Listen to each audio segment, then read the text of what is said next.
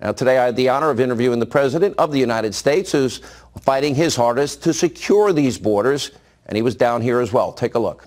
Mr. President, Thank you very much. Rio Grande behind us. These are the guys on the front line.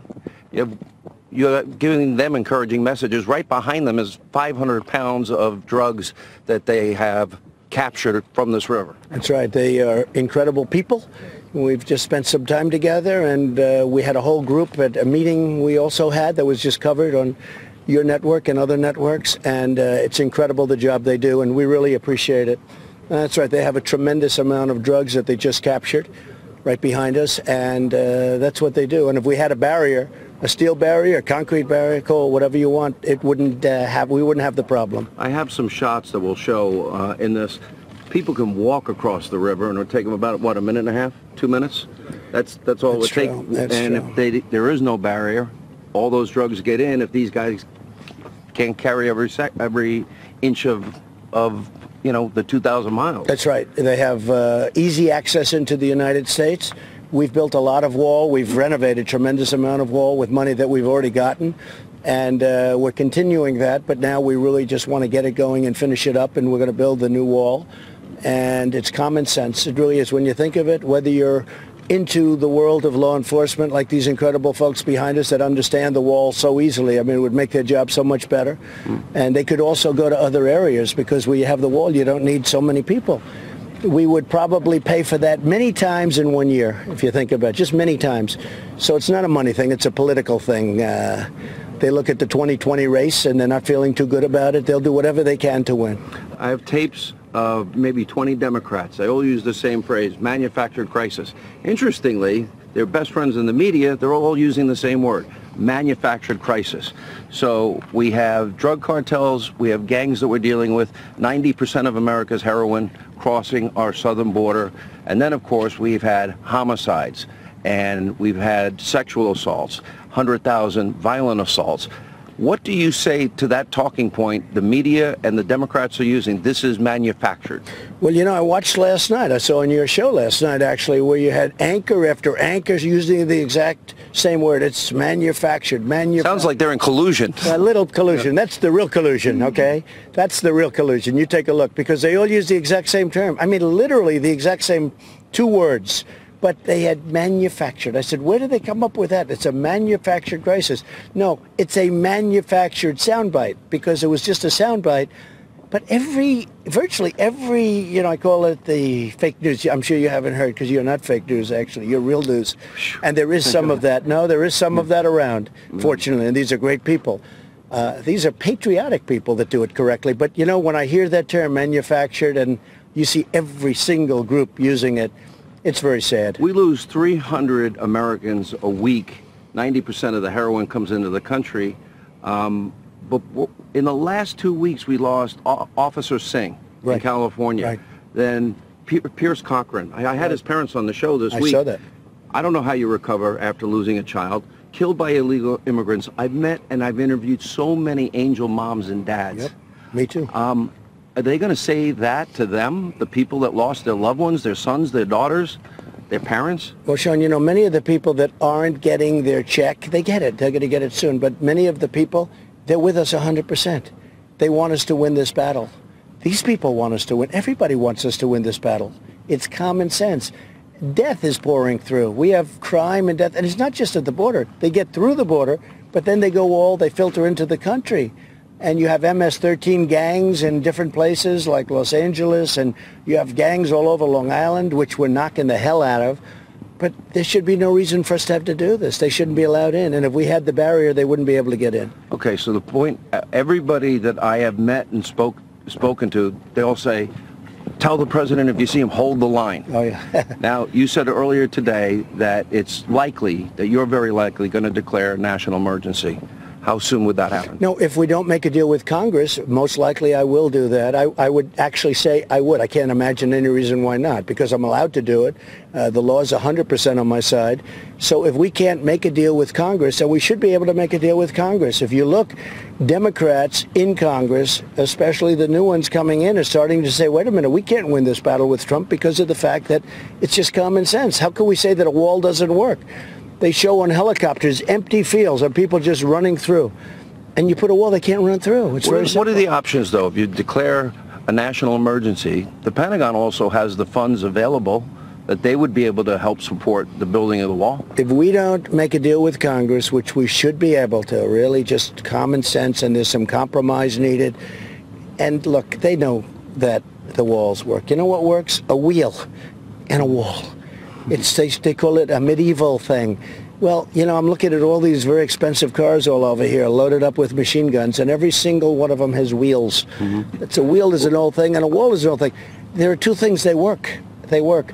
A wall would be so effective. It would solve so many killings and so much death and drugs and human trafficking, where they tape up women on their face. They tape them up and they put them in the back of a car or a van, and they drive right through our border. I guess the next most important question is, when you do that, would you expect they're going to go judge shopping? They'll go to the Ninth Circuit. They'll go to California to start the process.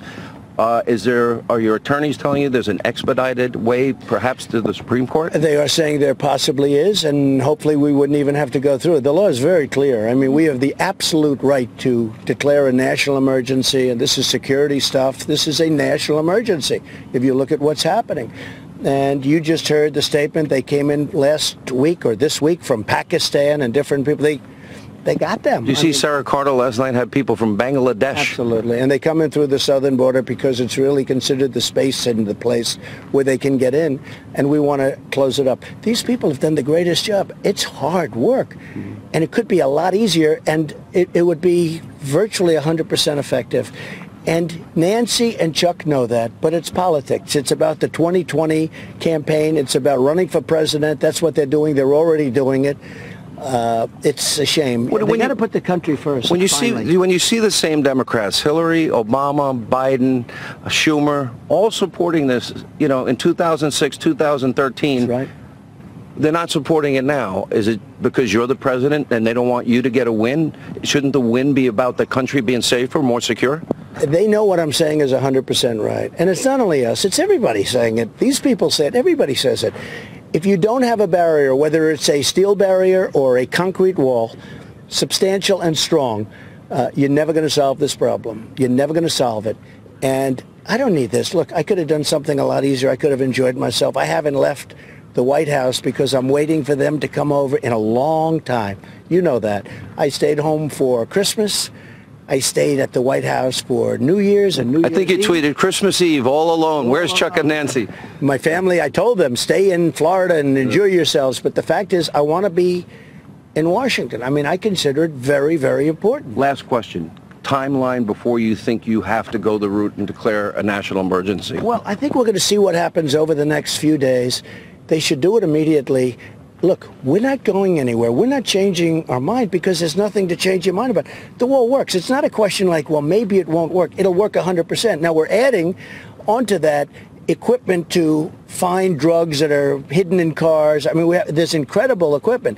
We're adding sensors. We're adding drones. But what we need is the barrier. If we don't have a barrier, if we don't have a steel or concrete barrier, we're all wasting a lot of time. And lives will be saved. I know you're thinking about the furloughed employees. You support them getting all their back pay. 100%. I support them tremendously, but I also support families like the Singh family and others by the hundreds and by the thousands that have lost somebody because our policies are so bad, and especially at the southern border. They've lost, and they've had people so badly hurt, but they've lost them. They've lost their lives. They've lost their heart out of the family. I support those families. The angel moms, you know the angel moms very well, and so do I. I support them too. Does it mean a lot to you guys that the president's down here? Yes, sir, absolutely. Yes, it does. And is he describing the situation accurately? Yes, sir. And if you get the wall, the drugs will stop. You can stop the cartels, human trafficking, drug trafficking, the gangs. Yes, sir. Yes, sir. It will help. It'll improve the effectiveness. By what percent? Like the chief said, the majority of our traffic is usually coming through areas that don't have a wall, just like this 515 pounds of dope. Mr. President, thanks for taking time. Thank you very much. You. Thank you guys for what you do, too. Thank you. We appreciate it. This should be easy to get approved through Congress because the same people that are holding it up have approved it many times before. Ted and John, I mean, these people approved it just a few years ago. And now all of a sudden they're not. They came to me with a package beyond the barrier.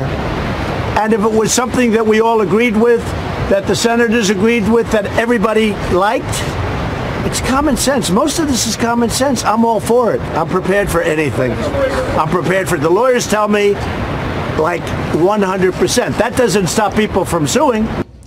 President Trump along the southern border. He'll be on Hannity later on tonight here on this channel. As we learn about the day and what the trip entailed, we get reporting from Chad Pergram up on the Hill that we're confirming that the White House has directed the Army Corps of Engineers to see if it can divert money to the border wall from disaster funding, and that's for California, hurricanes in Texas, Puerto Rico, basically looking what money is available, what funds could be diverted to a border wall, that being confirmed as this shutdown continues. And again, Friday marks the first time the paychecks will not go out. Let's bring in our panel. David Brody, Chief Political Analyst for the Christian Broadcasting Network, National Security Analyst Morgan Ortagus, and Jonathan Swan, National Political Reporter for Axios. Jonathan, Lindsey Graham's effort to cobble together this moderate coalition to kind of try to get some compromise seemed to fall flat on its face today. Yeah. So we're back to ground zero. And it does seem, from everything I'm hearing from inside the administration, that they've basically given up on a congressional solution, which means it's either declare the emergency, which, you know, take them into a court fight, or OMB, the budget office, has been looking for creative ways to find other pots of money that they can move around. Most of it comes out of the Pentagon. Army Corps of Engineers, of course, is within the DoD budget, but all of these options are politically and legally challenging, and, you know, but it's no surprise at all that he's looking to tap into these disaster funds. There was a lot of money appropriated by Congress. A lot of it hasn't been spent, and Trump has already said privately to aides that he wants to stop giving money to Puerto Rico. So it doesn't surprise me at all that that's where they're heading. Meantime, Morgan, Republicans are pointing to Democrats who have spoken a lot about border security. Take a listen.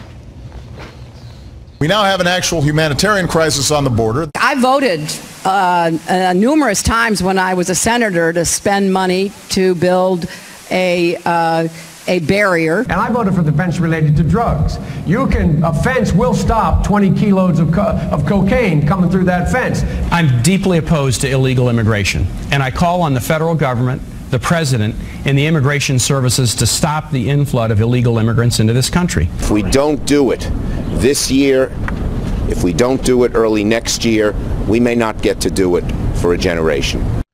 Well, 2013, there was a bill called the Border Security, Economic Opportunity, and Immigration Modernization Act, and there are 35 Democrats of the 54 who voted to pass that bill who are still in the U.S. Senate. It said, among other things, $42.5 billion for border control agents, 700-mile fence, monitoring technology. Of course, Morgan, they point out that it also included the comprehensive side and kind of at least the start of a pathway for these folks inside the country. What's sort of amazing watching your montage, Brett, is just how drastically the mainstream consensus of the Democrat Party as it relates to immigration has changed in just 10 years. If you were to say some of the things that Barack Obama said about running, when he was running for president in 2008 about immigration, you would be labeled almost as a heretic today in today's Democrat Party. This is a party of open borders, of abolishing ICE, of demonizing these individuals who work on the border. This party has taken an extreme position on immigration, and what the president must do is continue to make the case that he started to make on Tuesday, which is that he is trying to come to the negotiating table, that he's trying to make a deal. If he does take the measures that Jonathan talked about, an emergency measure, he really is going to have to make the case to the American people that he has tried and exhausted every effort to make a deal. And I think it's significant that Lindsey Graham, who has worked on every compromise possible, has basically given up tonight. Yeah, David, here, are the Democrats wavering at all? Take a listen. We had a president of the United States who said he would be proud to shut down the government. Today we got 67 calls for building the wall and 5 against. So sounds to me like he's still pretty popular. I don't think the wall is going to solve all our problems, but it doesn't hurt anything. And there is a part of the Democratic Party that clearly is pro-border security, and they're getting those calls. Yeah, and it's a huge miscalculation by the Democrats here, Brett. I don't think there's any question about it. A lot of people are going to ding Donald Trump in the short term over this. But look at the long term. I believe this is a major disconnect that the Democrats and the liberal mainstream media have with the ordinary, average American blue-collar worker out there. I got to tell you, I think most of them want this border protected. I think people get too caught up in the wall. The wall is code for protect the border. And when they see it like that, most people will agree with Donald Trump on this. I got to tell you, and I'm telling you, in 2020, this is going to be, I think it's going to really, really help the president. Unless you're a blue-collar federal worker. Well, not many of them vote for Donald Trump, maybe in the military sort of areas. So is that the equation? I mean, Trump has said this explicitly. I mean, he said it more colourfully privately, but yeah, he sees the federal workers as Democrats. I mean, where it becomes tricky potentially for Trump is if we get problems at the airports with TSA and you start to see visible signs of chaos at the airports. I think that's when the pressure really ratchets up. But anyone who thinks he's going to back off now, I don't know what they're smoking, because he is so, what's he going to do? His supporters want him to stand strong. He's already gone so far. What's he going to do? Back off? So basically he's going to declare a national emergency, because it doesn't seem like the congressional, to Jonathan's point. But let's not pretend that Chuck and Nancy have some sort of, feelings for the American worker, for these federal workers that the president doesn't have. I mean, they have dug their heels in. Nancy Pelosi has dug her heels in just as much as the president has. So does it turn, Morgan, does it turn where people say, well, why aren't you compromising? Well, it may. If the president can keep up the line of messaging that this is about security, I'm trying to be reasonable here, I'm trying to get to the table to show some empathy for those workers, I do think if he keeps hammering, he's got the presidential bully pulpit, he can make the case, but it's absurdity to think that Chuck and Nancy care more about federal workers than President Trump. We've just decided Chuck and Nancy. I'm going to go back to, all right, well, real quick. Blindness right here. It's become personal with them, and Chuck and Nancy don't know what to do with Donald Trump. You're supposed to know your enemy. They don't know him because he's unpredictable. All right.